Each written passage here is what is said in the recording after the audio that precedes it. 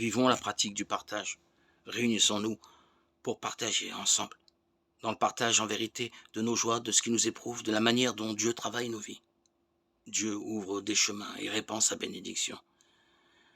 Cette pédagogie du partage gagne en fécondité quand nous respectons quelques règles et quelques attitudes clés.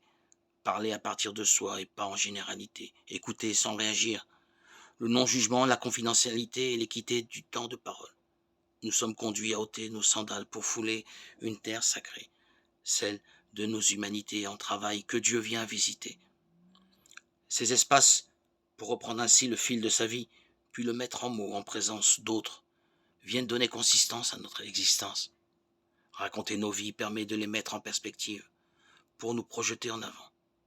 Ainsi, ce cadre nous permet de mettre des mots sur qui nous sommes en train de devenir, sur qui se joue dans notre vie, sur ce que Dieu fait. Ou peut-être est-ce justement l'occasion de déposer sa vie pour le laisser agir.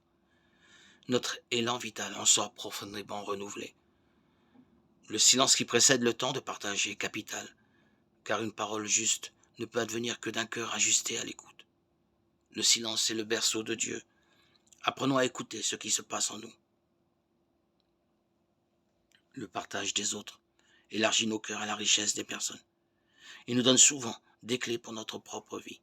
C'est aussi en nous, décentrant de nous-mêmes, que Dieu nous crée, car il nous libère de nos enfermements en nous donnant à contempler le chemin qu'il ouvre pour d'autres. Dieu en moi, écoute Dieu en l'autre. Par le partage authentique, Dieu devient palpable et cela nourrit notre espérance. Aujourd'hui peut-être l'occasion de se donner à vivre une expérience dans un lieu de partage régulier. Pour moi, le simple fait d'être écouté et reçu par des frères et sœurs est une bénédiction. C'est comme si Dieu me disait à chaque fois, c'est bon que tu existes.